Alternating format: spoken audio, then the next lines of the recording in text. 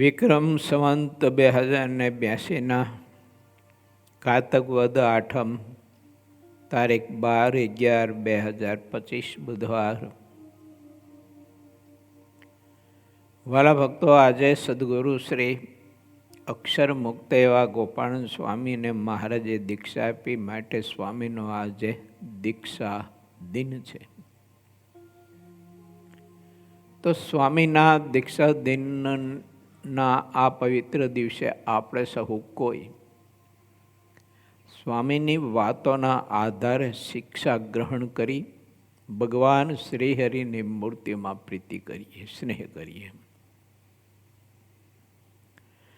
ભગવાનના સ્વરૂપની વિશે બ્રહ્માનંદ સ્વામીને કેવો સ્નેહ હતો તેનું દર્શન આપણને નયન ભગત્યા ત્યારે કીર્તનના માધ્યમથી કરાયું. એને આ જગતમાં પ્રભુ સિવાય, પ્રભુની મૂર્તિ સિવાય આ મહાપુરુષોને કશામાંય શેમાંય પ્રીતિ નહોતી અને થવા દીધી નથી. બાકી સમર્થ તો બહુ હતા મહાપુરુષો. બ્રહ્માનંદ સ્વામીના રૂપની જો વાત આપણે કરીએ, એમના સામર્થ્ય ઐશ્વર્યની વાત કરીએ, એમના પ્રભાવની જો વાત કરીએ તો બહુ ટૂંકા પડીએ. ગોપાળન સ્વામીના રૂપની કે ઐશ્વર્ય સામર્થ્યની કે પ્રભાવની કે સાધુતાની વાત જો એની ઊંચાઈની કરીએ ને તો આપણે બહુ ટૂંકા પડીએ. મુક્તાનંદ સ્વામી પણ એવા મહાપુરુષ હતા. એટલું બધું પરમાત્માએ રૂપ આપેલું, એવી કળા કૌશલ્યતા, કવિત્વ પણ આપેલું. ખબર નહીં મહાપુરુષો કેવા દાસાનું દાસ થઈને સત્સંગમાં રહ્યા, મહારાજમાં કેવી અધિક પ્રીતિ કરી. બાકી તો એને પ્રીતિ થવાના આકર્ષણો માયા તો સમયાંતરે બહુ મુક્તિ હતી. બહુ રાજા મહારાજાના પ્રલોભનો, ધન સંપત્તિના, રાજ્યના, સમૃદ્ધિના, કોઈ મઠના, કોઈ મોટા મંદિરોના, એના પ્રલોભનો, મહંતાઈના વગેરે વગેરે બહુ આવતું હતું. બહુ જો ને, સૈયાજી ગાયકવાડ સરકારે તો કહેણ મોકલ્યું હતું પત્ર લખીને કે અમે સાંભળ્યું છે કે લાડુદાનજી દીક્ષા લે સ્વામિનારાયણ ભગવાનના સંત બન્યા છે, પરંતુ તમે જો પરત પાછા આવો અને અમારા રાજકવિ તરીકે જો રહો તો 25 મોટા મોટા ગામ બક્ષિસ અમે તમને આપીએ. માગો એવા મહેલ, દાસ દાસીઓ અને માગો એટલી બધી સુવિધા તમને આપીએ. મોટું રજવાડા જેવું સુખ આપતા હતા સરકાર. તોય કહેવરાયું કે જે મુખે પાંદ ચાવ્યા હોય તે મુખે કોલસા ન ચવાય. નામદારને કહેજો અને નામદારને મારા પ્રણામ કહેજો કે ભગવાન સહજાનંદ સ્વામીના ચરણમાં જીવન સમર્પણ કર્યું છે અને ભારતીય માનવ સમાજના સર્વાંગી કલ્યાણ માટે ભગવાન સ્વામિનારાયણની આજ્ઞા કરીને આ ભગવી કંથા શરીર ઉપર ધારી છે. એ માનવ સમાજની એને સારો એવો આદર્શ સંસ્કૃત બનાવી અને ધર્માભિમુખ કરીને મોક્ષના માર્ગે પ્રવર્તાવવા માટે આ કંથા ધારણ કરીશ. નથી આ આલોકની ધન સંપત્તિ, સ્ત્રીયાદિકના સુખની લોભ માટે નથી કર્યું. વિચારીએ હું ને તમે, એ જ ભગવાન મેળો આપણને, એ જ ગુરુ પરંપરાઓ આપણને પ્રાપ્ત થઈશ. ગોપાળન સ્વામી માટે તો આપણે ગાવું હોય ને તો બહુ ટૂંકા પડી મારા બાપ. એવા અક્ષર મુક્ત મહારાજના, જેના હાથમાં બંને દેશના આચાર્ય, સાધુ, બ્રહ્મચારીઓ, પાળાઓ અને સત્સંગી હરિભક્તોના કાંડા ભગવાન સ્વામિનારાયણે આપ્યા હતા.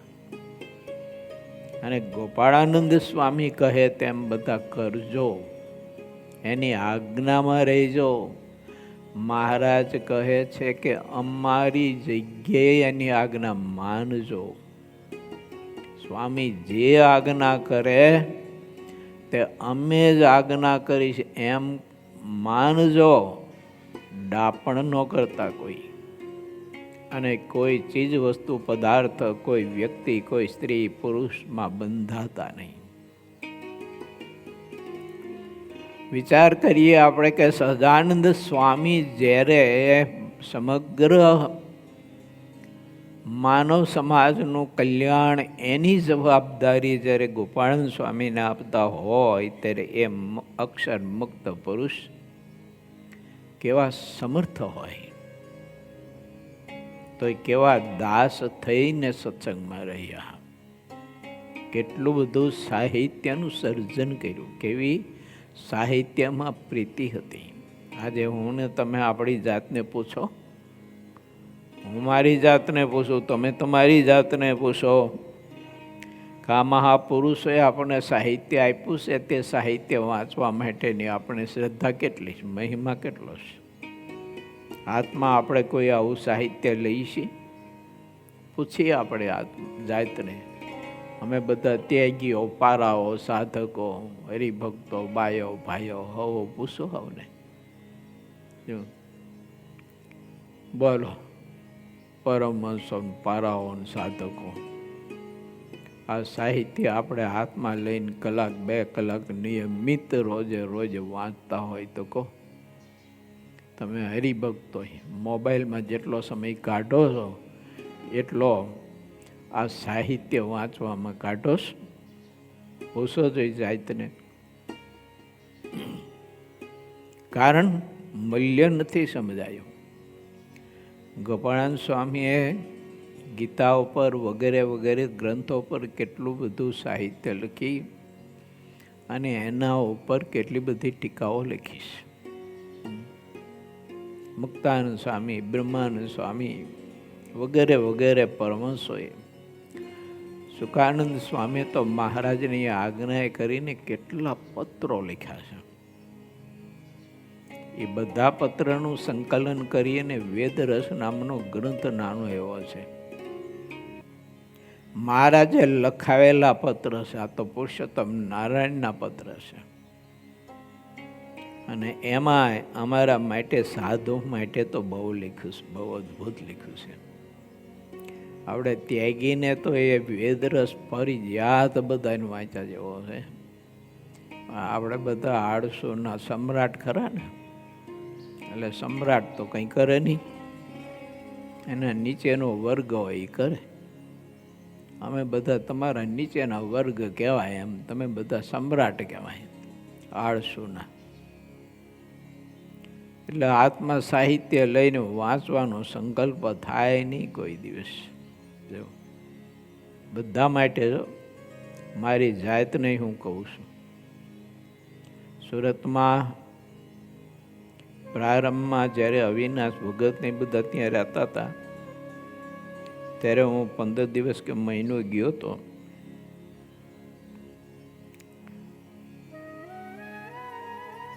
મને ઓલું અરણ્યાનું ઓપરેશન કર્યું હતું ને મેં, ત્યારે વેદરસની સાંજે કથા કરતો હતો અહીંયા. અને શ્રદ્ધાળુ ઘણા બધા હરિભક્તો તે કથા સાંભળવા આવતા હતા. અને વેદરસ એટલે તો અદ્ભુત અમૃત છે. પણ હવે આપણને શ્રદ્ધાને પ્રીતિ પ્રભુમાં હોય તો થાય, બીજા ટીખળમાં તો ઘણો બધો સમય બગાડતા જ હોઈએ છીએ આપણે. જો પણ મહારાજમાં પ્રીતિ કરવી, આવું સાહિત્ય વાંચવું, એમાંથી આપણી બધી જ નબળાઈઓ જોવી, દૂર કરવી, ભગવાનના ખરેખરા ભક્ત થવું, આ બધું કરવા જેવું છે. પરંતુ જીવને એમાં કાંઈ બિચારાને શ્રદ્ધા નથી. બીજી બધી તો ઘણી છે.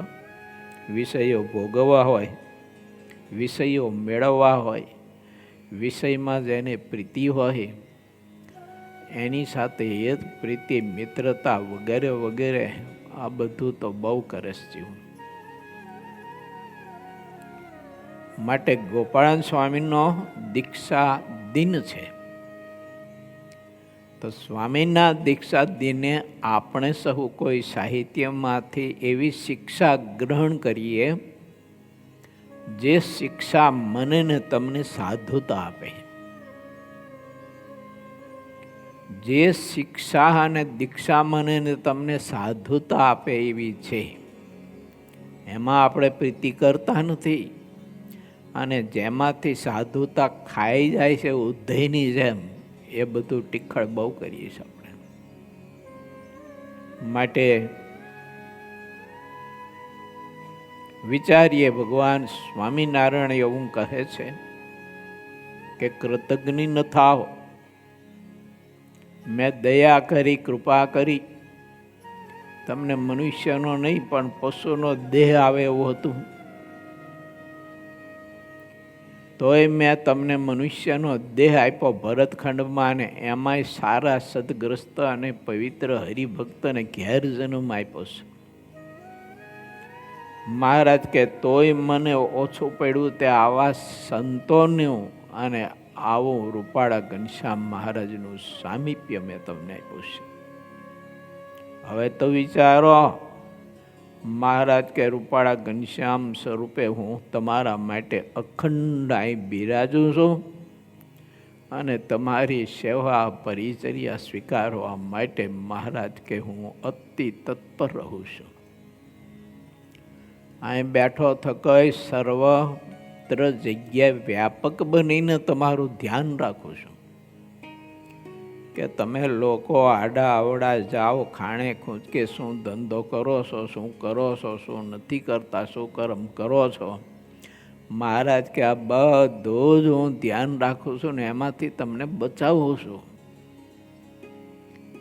એટલે આમાં તમે જો લપેટાઈ જાય છો અને ખૂંચાઈ જાય છો ને તો મોક્ષ બગડશે, મોત બગડશે. એટલે મહારાજ કહે, રૂપાળા ઘનશ્યામ મહારાજ કે હું કોઈ મારા સાધુમાં, કોઈ હરિભગતમાં પ્રવેશી નહીં, પણ તમને આ આડા આવડા ખાણે ખૂંચકે ન કરવાના કર્મ કરતા હોય એમાંથી તમને બચાવું છું. આટલું તો તમારા માટે હું કરું છું. તમારે તો થોડું ઘણું કંઈક કરવું જોઈએ ને, મહારાજ કહે છે. બાકી નકરું વાયડાઈ કરી અને જિંદગી પૂરી કરશું તો ખબર નહીં હોય, નરક આપણને નહીં હંગરે. તો સ્વામીના જીવનથી, સ્વામીના જીવન કવનથી, સ્વામીની કલમના આધારે હું અને તમે કંઈક શિક્ષા ગ્રહણ કરીએ. ગોપાળન સ્વામીની વાતો વાંચજો, બહુ મનનપૂર્વક વાંચજો. સ્વામી કેટલી અદ્ભુત વાતો આપણને બતાવીશ ભગવાનમાં પ્રીતિ કરવા માટે.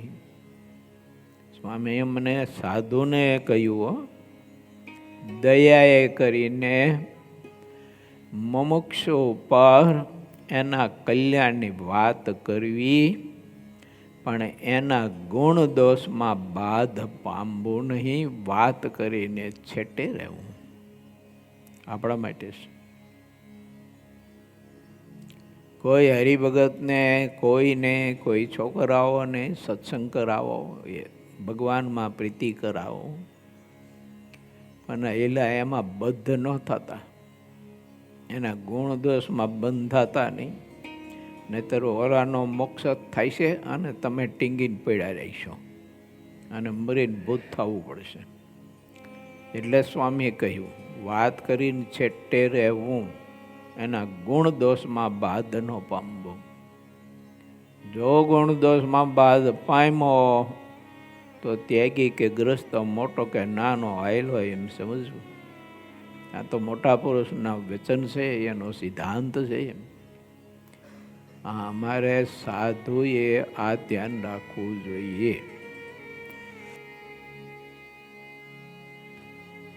તમારું કથા વાર્તાથી પોષણ કરતા કરતા અમને કોઈ હરિભગતમાં પ્રધાન પ્રીતિ ન થઈ જવી જોઈએ, ને થાય તો ભેદ ઘણા બધા દ્રષ્ટિમાં પડે. પછી જેમાં બહુ હેત થઈ ગયું હોય એ દેખાય બીજા હરિભક્તો તો એને હાવ અજ્ઞાની જ દેખાય. બોલો, આ તો હાવ અજ્ઞાની જ છે એમ. આ એક જ મને મળ્યો એ જ જ્ઞાની છે, આવું થઈ જાય એમને. દશા માઠી થાય. માટે ગમે તેવો સમ્રાટ હોય, ગમે તેવું રૂપાળું હોય, ગમે તેવું વાક ચાતુર્ય વાળું હોય અને ગમે તેવી મોટપ વાળું હોય, પણ મૂળ તો મનુષ્ય કે નહીં. એટલે મનુષ્યમાં બંધાવું નહીં, બંધાવું તો ભગવાન શ્રીહરિની મૂર્તિમાન પ્રીતિ આમાં કરવી. જો મોટા પુરુષની આજ્ઞામાં હું ને તમે નહીં વર્તીએ અને એની આજ્ઞામાંથી શિક્ષા ગ્રહણ નહીં કરીએ તો મહારાજ કે તમે 10મા માયલા સેવકરામ જેવા કૃતજ્ઞ થવાના. મેં તો તમારા ઉપર બહુ દયા કરીશ કે આવો તમને અવસર આપ્યો છે.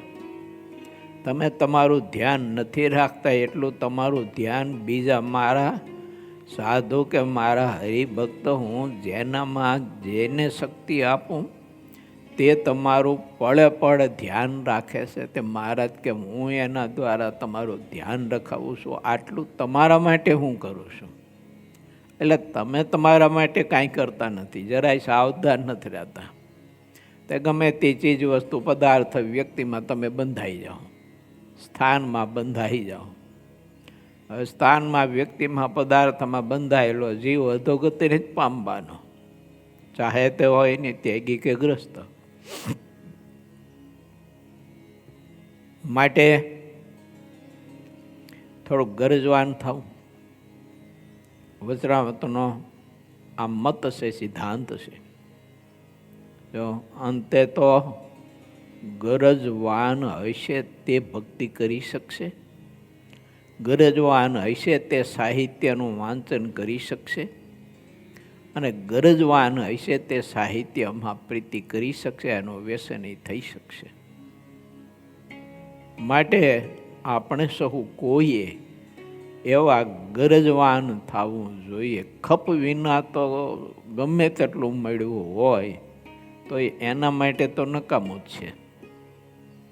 ગમે તેટલું શ્રેષ્ઠ મળ્યું હોય પણ જેને ખપ જ નથી એના માટે તો બધું નકામું છે.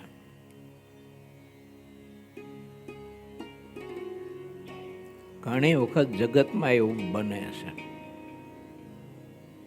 કોઈ સ્ત્રી કોઈ પુરુષમાં બંધાઈ હોય, પછી એનો પરિવાર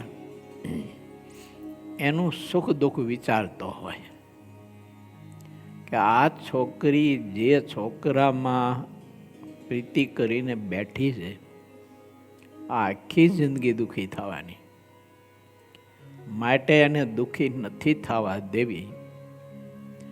એના માટે મા બાપ છે ને એને રોકે ટોકે, પણ ઓલી કોઈનું સાંભળે જ નહીં, કોઈ વાત જ સ્વીકારે નહીં. મા બાપની આંતળી તો બિચારાની કડકડતી હોય કે આ છોકરી બહુ દુઃખી થાય છે. જેનામાં પ્રીતિ કરીને બેઠી છે એ છોકરો તો હાવ ઉઠિયાણ છે, હાવ અધમ છે, મૂર્ખ છે, અને આ એનામાં સ્નેહ કરીને બેઠી છે. ઘણા બધા પ્રયત્ન કરે પણ ઓલી કોઈ મા બાપનું કોઈનું માને નહીં. અને આવા ઉઠિયાણ અને મૂર્ખ અને સ્વતંત્ર જે હોય, અતિ કામી હોય, અતિશય રજોગુણી હોય અને હાવ મૂર્ખનો સરદાર હોય, એવાને વરે અને એમાં પ્રીતિ કરે અને આખી જિંદગી દુઃખી થાય. મર્યા પછીની વાત તો જુદી જ પાછી. જો નરક 84 ની ભૂતિઓનું એ બધું તો જુદું જ પાછું.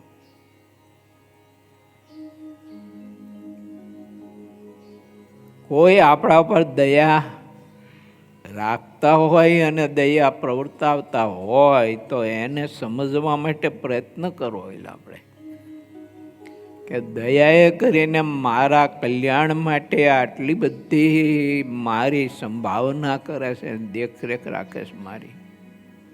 ઘણા બધા હરિભક્તના યુવાન છોકરા હોય ને એને ઘણું કહી ચૂક્યા હોય સંતો, પણ ઓલો કઈ વાત ગનાર જ નહીં. બોલો, ઘણા સંતો ઘણી વાત એના હિત માટે કરતા હોય છે. પેલા તું આ ન કરતો, આ ન કરતો, આવું ન કરતો, આવું ન કરતો, પણ તોય ઓલો એ જ કરે પાછો. જેમ ના પાડે એમ તો વધુ કરે પાછો, ઈરાદા પૂર્વક કરે. ત્યારે આપણે એમ થાય કે ભગવાનની આટલી બધી કૃપા, પણ આના પૂર્વની કઠણાઈ કર્મની ભગવાનમાં પ્રીતિ નથી થવા દેતી, મોટા પુરુષનું વચન માનવા નથી દેતી કઠણાઈ. બાકી તો ગોપાલ સ્વામીએ વાતો જે કરી છે, લખાણી છે, એ બધું જ ગોપાલ સ્વામીનું અમૃત છે આપેલું. તો એ આપણા માટે જ આપ્યું છે. આપણે ગ્રહણ કરવું જોઈએ, વાંચવું જોઈએ, એ પ્રમાણે વર્તન કરવું જોઈએ. ભગવાન શ્રી હરિ સિવાય શેમાંય પ્રીતિ થવા ન દેવી જોઈએ. એ ધ્યાન લક્ષ્ય તો માણસે પડે રાખવું જોઈએ. કેમ તો કે બદ્ધ થવાની ધરતી, વિકારવાન થવાની ધરતી, લોચા લંપટ થવાની ધરતી, કામી ક્રોધી રસાસ્વાદ્યા થવાની ધરતી બહુ અતિશય લપસણી હોય છે. માણસ છે ને એમાં પડ દઈને લપસીને પડે હેઠો, કારણ કે એ ધરતી જેવી છે.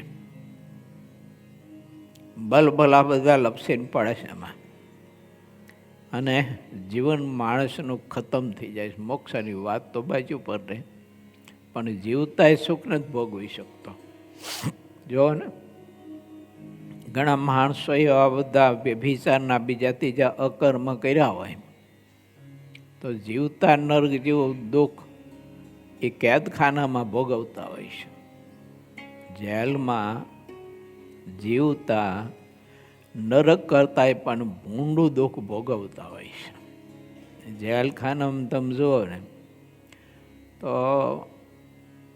કોઈ બીજી સગવડતા ન હોય, સરકાર ખાવા પીવાનું આપે, બાકી મચ્છરિયા ને ગરમી ને રહેવાનું બધું તમે જુઓ તો બધું એવું સમૂહમાં એ બધા ભેળા થયા હોય. માણસો કેવા બધા હોય, હા માણસો હરામી અને ઓકળ ને હળેલો સમાજ ભેગો થયો હોય અહીંયા.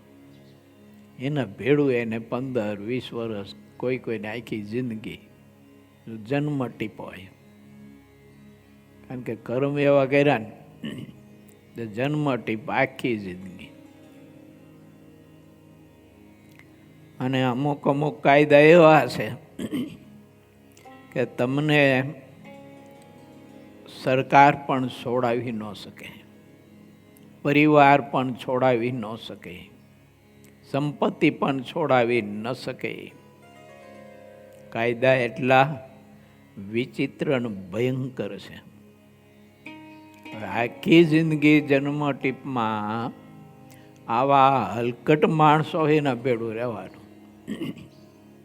એની સામે જો આપણે વિચારીએ તો ભગવાન સ્વામિનારાયણની કૃપાથી આજે આપણને કેવા સંતો અને કેવા હરિભક્તો અને કેવા સ્થાનમાં રહેવા મળે છે ને.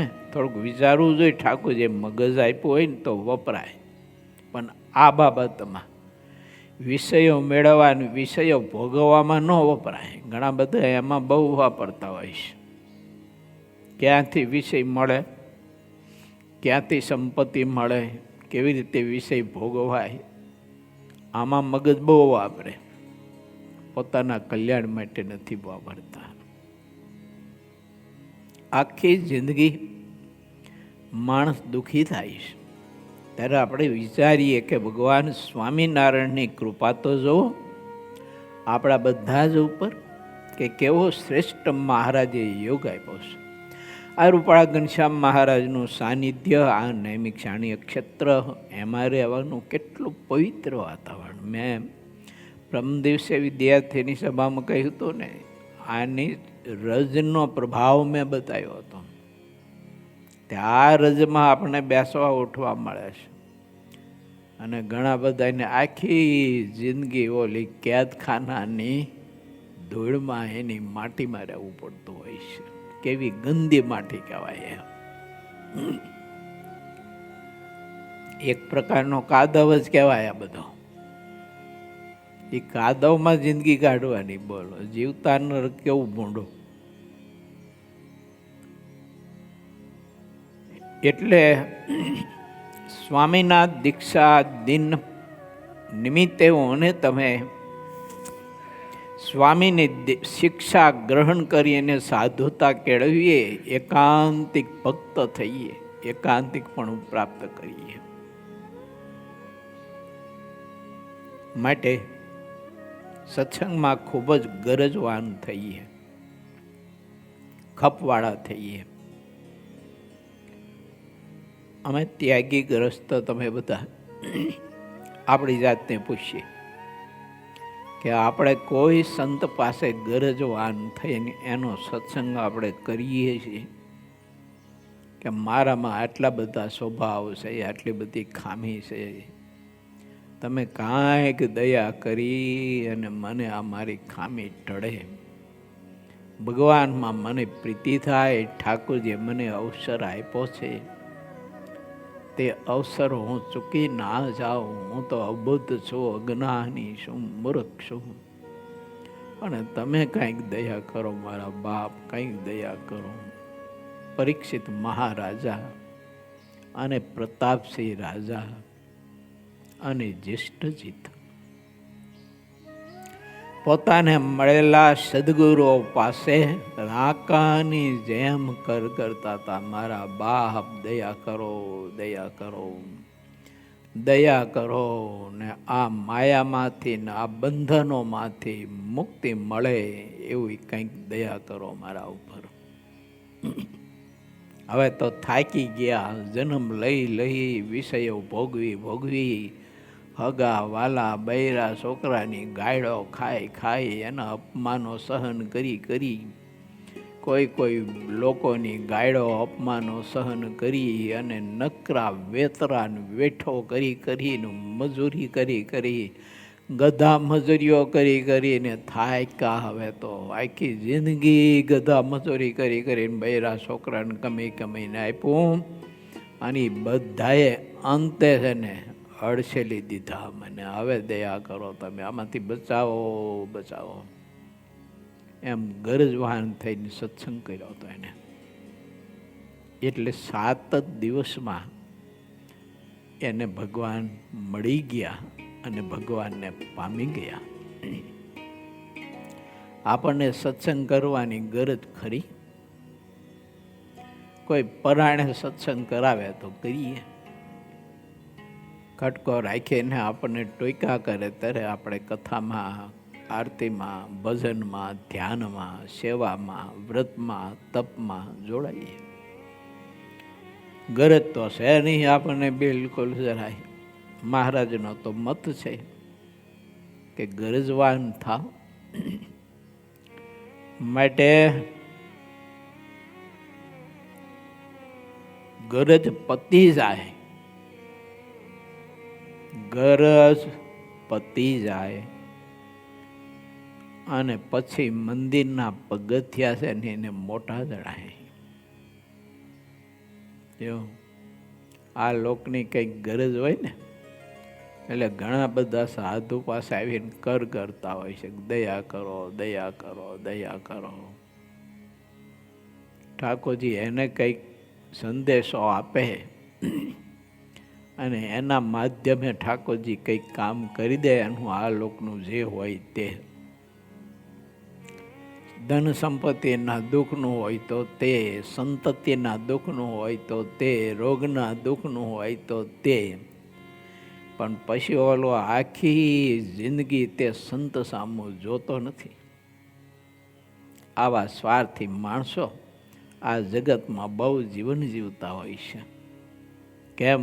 ગરજ પૂરી થઈ ગઈ ને એટલે મંદિરના પગથિયા અને સંતના પગથિયા બહુ ઊંચા પડે છે. સ્વાર્થી માણસ મોક્ષ સિદ્ધ કેવી રીતે કરી શકે? હા, એક વાત છે કે એ સ્વાર્થને જો મોક્ષ માટેના માર્ગે જો જોડી દઈએ તો એ સ્વાર્થ પણ મોક્ષ સિદ્ધ કરાવે ખરો, અને એમાં જોડીએ તો. પણ એવો વિષય તો અઘરો છે.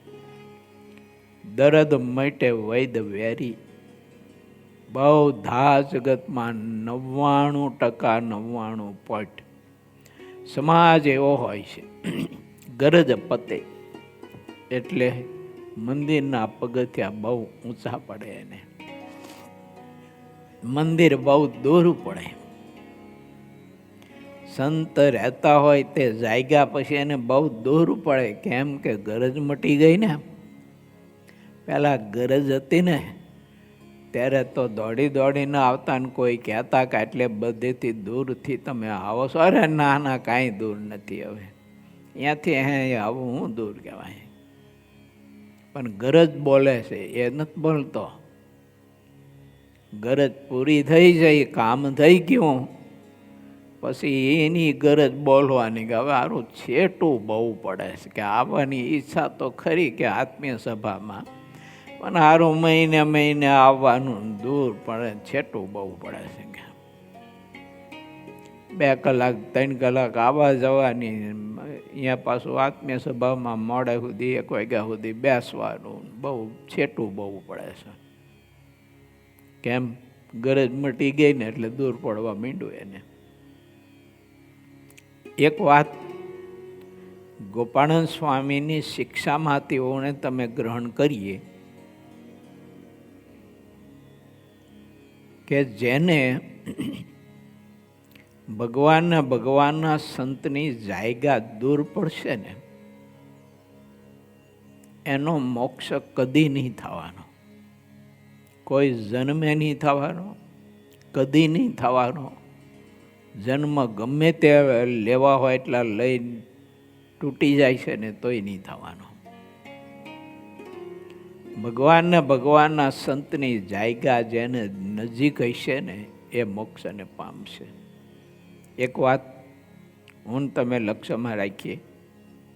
હું બહુ અનુભવી ચૂક્યો છું, અનુભવના અંતે કહું છું.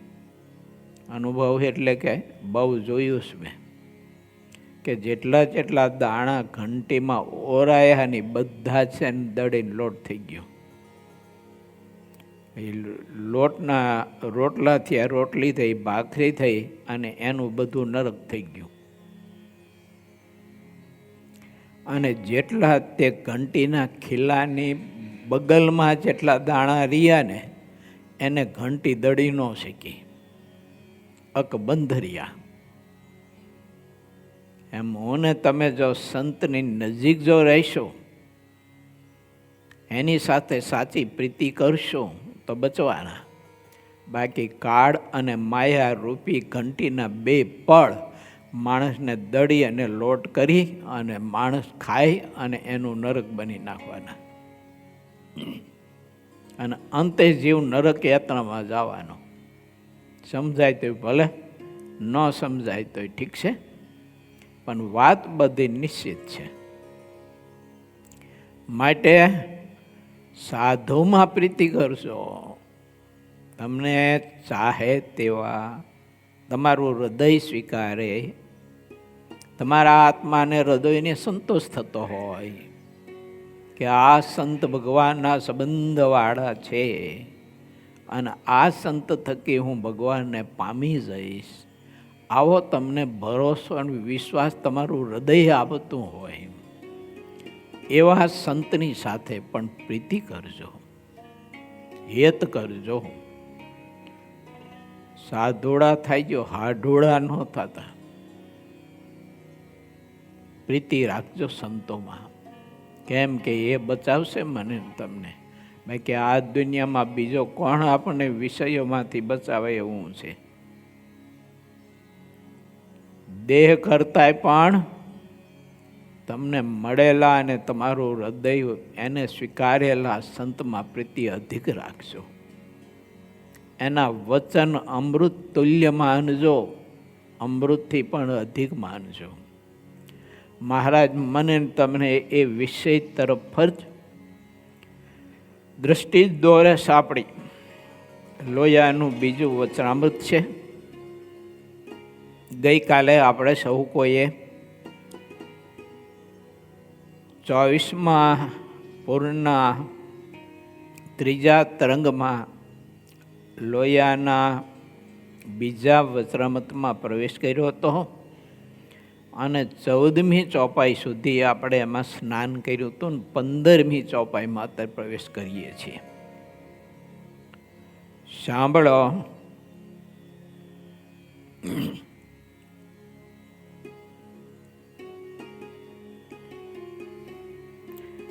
સત્સંગમાં હરિભક્તને મૃત્યુનો ભય કઈ રીતે ટળે એ પ્રશ્નના સંદર્ભે સંતોએ મહારાજને કહ્યું કે મહારાજ, આપના પ્રશ્નનો ઉત્તર આપ જ કરો તો યથાર્થ ઉત્તર થશે.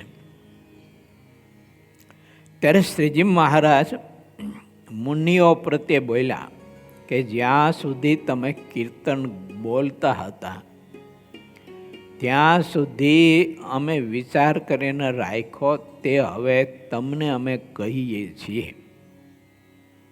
અમારી નજરમાં તો એમ આવ્યું છે કે 4 પ્રકારના જે ભક્ત હોય તેને મૃત્યુનો ભય નિશ્ચિત નાશ પામે છે, તેને કૃતાર્થપણું મનાય છે. તે 4 પ્રકારના ભક્તોની વ્યક્તિ કરીને કહીએ છીએ. એક તો વિશ્વાસી, બીજો જ્ઞાની, ત્રીજો સુરવીર, ચોથો પ્રીતિવાળો. એ 4 પ્રકારના હરિભક્ત છે તેમને મૃત્યુનો ભય રહેતો નથી અને દેહ સત્ય જ પોતાની વિશે કૃતાર્થપણું મનાઈશ. હવે તે 4 પ્રકારના ભક્તના લક્ષણ મહારાજ કે પૃથક પૃથકપણે અમે કહીએ છીએ.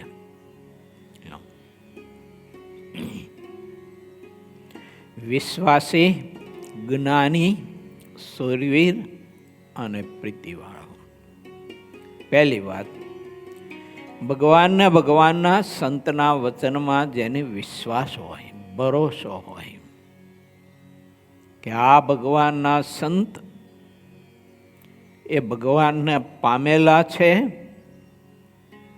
અને જે વાત કરે છે એમાં જ મારું કલ્યાણ અને સુખ સમાયેલું છે અને એ આજ્ઞા હું જો ઉલ્લંઘીશ, એમના વચનમાં વિશ્વાસ નહીં રાખું તો મારો મોક્ષ તો વગડશે, પણ જીવતા ઘોર નરક જેવી યાતના ભોગવવી પડશે. એમ વિચારે સંતના વચનમાં પૂર્ણ વિશ્વાસ. રાત્રિ કહે તો રાત્રિ અને દિવસ હોય અને રાત્રિ કહે તો પણ સ્વીકાર થાય કે ના, રાત્રિ પડી ગઈ છે. મને તમને મધ્યાહન સમયે, બપોરના મધ્યાહન સમયે એમ કહે ને કે હાલો રાત પડી જઈએ, આપણે બધા આરામ કરો, તો મને તમને સ્વીકાર થવો જોઈએ કે રાત્રિ પડી ગઈ છે. અને એ સ્વીકાર ન કરીએ તો આપણે પડી જઈએ. શું થાય? સંતના વચનમાં વિશ્વાસ જો ન હોય તો રાત્રિ ન પડે, આપણે પડી જઈએ. અને સત્સંગમાંથી પડ્યો, ધર્મમાંથી પડ્યો, નીતિ સદાચારમાંથી પડ્યો, ભક્તિના માર્ગથી પડ્યો તો શું એના હાથમાં રહ્યું? પશુ કરતાં પણ ભૂંડી દિશા થાય. મેં ન કીધું? ઘણા બધા જીવે એવા અકર્મ કર્યા હોય ને, તે પશુ કરતાં ભૂંડી દશા એ જેલખાનામાં ભોગવતા હોય છે. આ કેદખાનામાં પશુ કરતાં પણ ભૂંડી દશા ભોગવતા હોય છે. માટે ભગવાનને ભગવાનના સંતના વચનમાં વિશ્વાસ. ભગવાન સ્વામિનારાયણ એક વાત લીખી છે, ભગવાન રામજી પણ કહેતા કે મારા વિશ્વાસે જે રહ્યો હોય, આ તુલસીદાસની કલમે લખાયેલું છે, મારા વિશ્વાસે જે રહે છે તેની તો જેમ માં બાળકની રક્ષા કરે ને પાપણ જેમ આંખની રક્ષા કરે, અને સત્યવાન ધર્મિષ્ઠ રાજા જેમ પોતાની પ્રજાની રક્ષણ કરે એમ હું રક્ષા કરું છું મારા વિશ્વાસે જે બેઠો હોય એની. અને 5 પાંડવો જો ભગવાનના વિશ્વાસે બેઠા હતા ને તો ઠાકોરજીએ પડે એની રક્ષા કરીશ. નહીતર ઝેરના લાડવા ખાધા પછી જીવે માણા. વિચારો તમે જોઈ, ભીમને ઝેરના લાડવા દુર્યોધને એની ટણક ટોળીએ ભેગા થઈને ખવડાવ્યા હતા, અને પાછો ગંગામાં વધરાવી દીધેલો. ભીમને લાડવા ખવડાવ્યા એટલે ઘેન ચડ્યું, તે પછી દેડવીને ગંગામાં નાખી દીધો. ગયો કે હોળના ભાવ નલો, એક તો ગયો 5માંથી, ભગવાને એમાંથી રક્ષા કરી તો ઓલો સીધો જ ભગવાન એને પાતાળમાં પહોંચાડ્યો. અને થોડો સમય થયો ને તે પાતાળમાંથી પાછો આવ્યો. મહાભારત કહેશો, ભગવાન વ્યાસજીની કલમ. આવા તો બધા ઘણા બધા પ્રસંગોથી 5 પાંડવોની રક્ષા કરી. કેમ કે ભગવાનના વિશ્વાસે બેઠા હતા. અમારો ઠાકોરજી અમારા માટે બેઠા છે, અમારો ઠાકોરજી અમારા માટે જાગે છે, પછી અમારે શું ચિંતા? આવો દ્રઢ ભરોસો અને વિશ્વાસ હતો. આવો વિશ્વાસ મહારાજનો કે મોટા પુરુષનો આપણે કેળવી શક્યા છે કે નહીં? અને કેળવી શક્યા હોય તો શિક્ષાપત્રી બારો જાય નહીં માણસ. કેમ? શિક્ષાપત્રીમાં મહારાજે વિશ્વાસ આપ્યો છે. આપ્યો કે નથી આપ્યો? તમારી કોઈ શિક્ષાપત્રીમાં કોઈ શ્લોક એકદમ ન છપાયો હોય તો વાત જુદી છે. બાકી વિશ્વાસ આપ્યો જ છે મહારાજે. મહારાજ કે આ શિક્ષાપત્રી પ્રમાણે રહેશો તો ધર્મ, અર્થ, મોક્ષ અને કામ ચારે પુરુષાર્થની સિદ્ધિને તમે નિશ્ચય પામશો. આ વિશ્વાસ આપ્યો છે. અને બીજું, તમારું વર્તમાન કાળનું અને અંધકાળનું જે કંઈ દુઃખ છે એ તો ગુરુ રામાનંદ સ્વામી પાસે મેં માગી લીધું છે, મેં માથે લીધું છે. એમાંથી તમને મુક્તિ આપવાનું વચન ગુરુ રામાનંદ સ્વામી મને આપ્યું છે. એટલે અન્ન, વસ્ત્ર, ધનની અને અંધકાળની વેદના તેની તમારે ચિંતા નથી. મહારાજ કે મેં કહ્યું એમ કરજો, શિક્ષાપત્રી પ્રમાણે રહેજો. બાયો ભાઈઓ, પરમહંસો, નાના મોટા બધા તો મહારાજ કે ધર્મ, અર્થ, મોક્ષ અને કામ ચારેય પુરુષાર્થની સિદ્ધિને તમે નિશ્ચય પામશો ને તમારું આત્યંતિક કલ્યાણ થશે. હવે આપણે વિચારવાનું કે મહારાજનો વિશ્વાસ કેટલો છે આપણને? શિક્ષાપત્રીમાં મહારાજે ના પાડી ગાઈડ નહીં બોલવાની, તો આપણે ગાઈડ બોલી છે કે નથી બોલતા? શિક્ષાપત્રીમાં મહારાજે ના પાડી કે વિતંડાવાદ નહીં કરવાનો, તો આપણે કરી છે કે નથી કરતા? શિક્ષાપત્રીમાં મહારાજે કહ્યું કે 4 ચક્ષુ નહીં થવાનું, તો આપણે થઈ છે કે નથી થતા?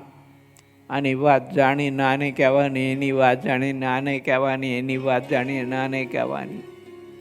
આ બધો આપણે કરી છે કે નથી કરતા? મિથ્યા અપવાદ, આરોપણ કોઈ પણ ન કરવો, તો આપણે કરી છે કે નથી કરતા? વિચારવાનું. દેહને વિશે અહમ બુદ્ધિ, દેહના સગા સંબંધીને વિશે મમત્વ બુદ્ધિ ન કરવી. તો વિચારવાનું કે આપણને દેહાત્મ બુદ્ધિ કેટલી છે, મમત્વ બુદ્ધિ કેટલી સગા સંબંધીમાં? કે જે સગા સંબંધીના ભરણ પોષણ માટે હું કેટલા પાપના ધંધા કરું છું, કેટલું અગડમ બગડમ કરું છું, કેટલું સાચું ખોટું કરું છું. વિચારવાનું.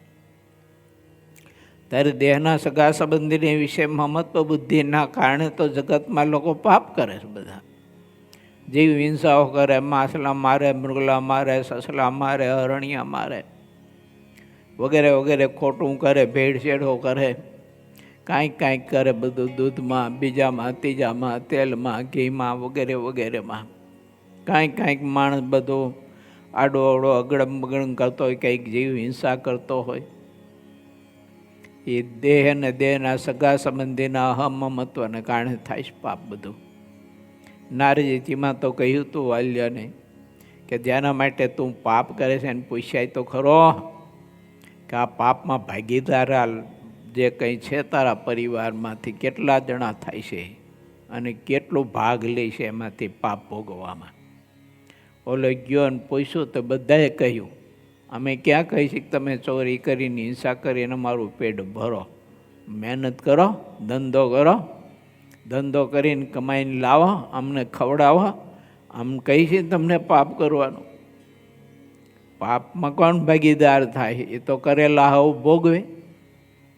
આવ્યો પાછો વેલા મોઢે, નારદજી પાસે આવીને ઊભી રહ્યો. નારદજી કે કાં? તો કે મારું બેટું તો તમે કીધું એમ થયું, બધાય ના પાડી પાપ ભોગવવાની. તો હવે? તો કે હવે મને આમાંથી ઉગારો. તારે આમાંથી ઉગરવું હોય બેસાય, હું તને મંત્ર આપું, મંત્રનો મંડ જપ કરવા. એ મંત્ર જેમ જેમ જપ કરીશ તેમ પાપ તારું ધોવાય છે, કારણ શરીર તારું ચોખ્ખું થાય છે. અને એ ભજન કરતાં કરતાં કરતાં તારો આત્મા એક દિવસે અતિશય શુદ્ધ થાય છે. અને એમ થયું કે એક દિવસે તે આત્મા શુદ્ધ થઈ ગયો અને એવો એક મહા મોટો ઋષિ બની ગયો ને. માટે મહારાજે 4 પ્રકાર બતાવ્યા છે: વિશ્વાસી, જ્ઞાની, સુરવીર અને પ્રીતિવાળો. આ 4ને મૃત્યુનો ભય નથી. હવે મહારાજ વિશ્વાસી ભક્તના લક્ષણ કહે છે. મહારાજ કહે, સંતો સાંભળો જો, તેમાં જે વિશ્વાસી ભક્તો હોય ને તે તો પ્રત્યક્ષ ભગવાન અને તેમના સાધુના વચનને વિશે અતિશય વિશ્વાસ રાખે છે. તે વિશ્વાસનો ક્યારેય નાશ થતો નથી. માટે તેને ભગવાનના ફક્ત નિશ્ચયના બળે કરીને મૃત્યુનો ભય રહેતો નથી. કેમ છે? તે વિશ્વાસુ ભક્ત એમ જાણે છે જે મને પ્રત્યક્ષ પુરુષોત્તમ ભગવાન મળ્યા છે, માટે હું કૃતાર્થ થયો છું, એમાં કાંઈ ફેર નથી.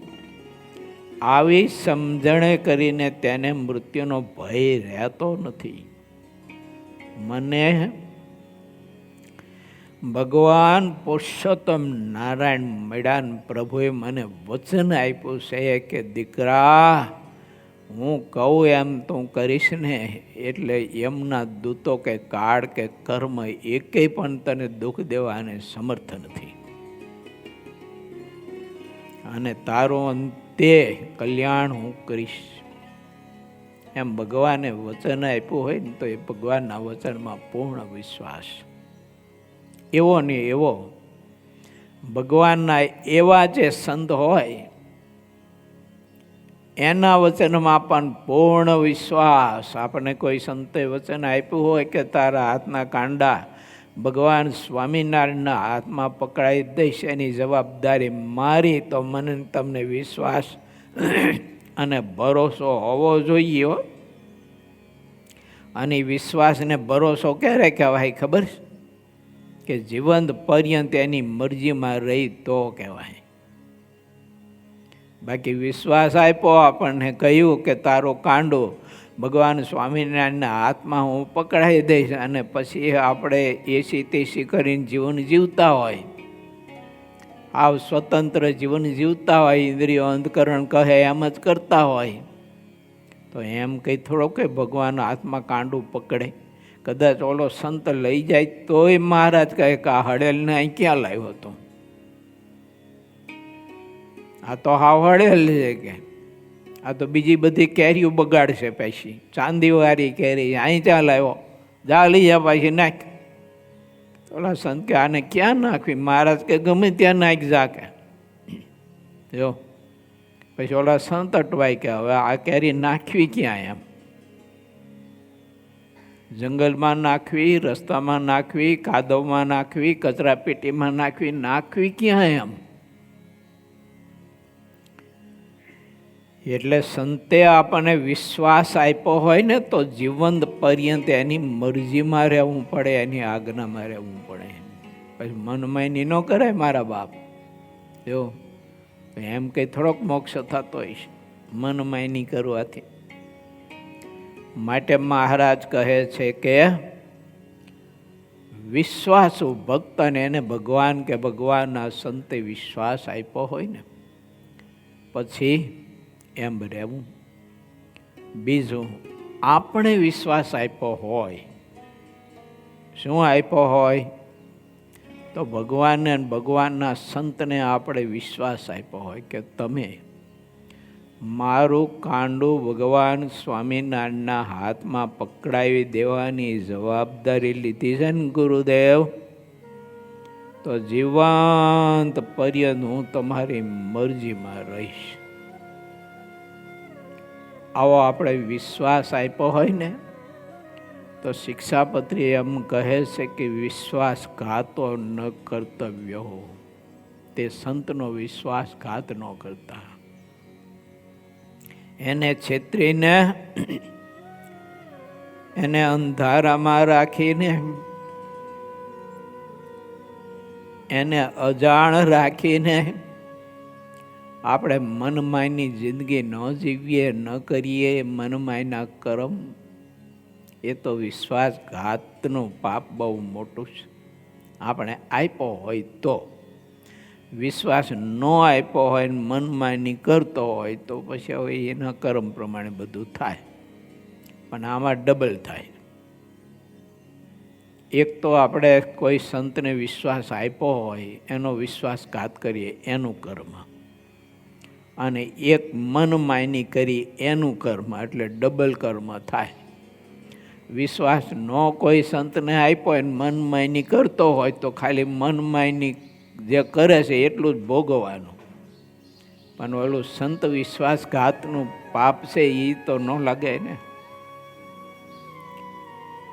ભગવાન શ્રી હરિ કેટલા અદ્ભુત વિચાર આપે છે. આ બધી કથાઓ છે ને એ ખાલી સાંભળવાની કથા નથી હો, મારે તમારે બધાને અમલીકરણ કરવાની કથા છે. મારે કરવી જોઈએ, તમારે કરવી જોઈએ. હું મોક્ષના માર્ગમાં ઠાકોરજીને કેટલો છેતરું છું, મોટા સત્પુરુષોને કેટલો છેતરું છું. મારા વિશ્વાસ પાત્ર હોય કોઈ સંતે મારા મોક્ષની જવાબદારી લીધી હોય એને હું કેટલા છેતરું છું, એ મારે ભોગવવું પડે, તમારે ભોગવવું પડે. આમાં તો કંઈ કોઈનું હાલે એવું છે નહીં, કોઈની લાગ વગે આકે તો બધું કે હાલો થોડા ઘણા પૈસા આપી દે તો કામ પૂરું થઈ જાય, એવું તો આમાં થાય એવું છે નહીં. હારું, કાં તો ગાલો કંઈક થોડું ઘણું કંઈક આપણે આપીએ એમને તો એણે કરીને કાંઈક મેળ પડી જાય એમ, એવું આમાં કંઈ થાય એવું નથી. આમાં કોઈ બાંધછોડ થાય એવી છે નહીં. માટે વિચારવું. ભગવાન સ્વામિનારાયણે 4 પ્રકાર બતાવ્યા, એમાં એક પ્રકારની કથા આપણે લીધી, વિશ્વાસુ. જ્ઞાની, પ્રીતિવાળો અને સૂરવીર. એની કથા આપણે આવતીકાલે લઈશું, કારણ કે આ થોડુંક સમજવું જરૂરી છે ને, એટલે પછી આ તરંગમાં આપણે ધીમા ધીમા હાલીએ છીએ. હા, અને કહેતા હોય તો વાંચીને પૂરો કરી દો અત્યારે જો, પણ બહુ જરૂરી છે. મારા તમારામાં ક્ષતિઓ બધી દૂર કરે એવી અરીસા જેવી આ કથા છે. આપણને બતાવી દે આપણું જીવન કે આટલા વર્ષોથી સત્સંગ થયો, ભગવાને આટલી કૃપા કરી અને આવો યોગ આપ્યો, તેમ છતાંય તે તારી ખામીઓ દૂર કેમ ન કરી? આટલા બધા યોગ આપ્યા છતાંય ન કરી તો આ યોગ ન મળ્યો હોય તારી ભૂંડી દશા કેવી થાય? આવું કંઈક વિચારવું આપણે બધાએ. મહારાજે અદ્ભુત વિચારો આપ્યા. ગોપાળન સ્વામીનો દીક્ષા દિન છે આજનો, તો સ્વામીની દીક્ષા દિનમાંથી અને સ્વામીના વચન કહેતા શિક્ષામાંથી કાંઈક શિક્ષા ગ્રહણ કરી અને જીવન કૃતાર્થ કરીએ. શ્રીપતિમ સિદ્ધરમ સર્વદેવેશ્વરમ ભક્તિધર્માતુજમ વાસુદેવમ હરે માધવમ કેશવમ કામદામ કારણમ સ્વામિનારાયણમ નીલકંઠમ સહજાનંદ સ્વામી મહારાજની જય.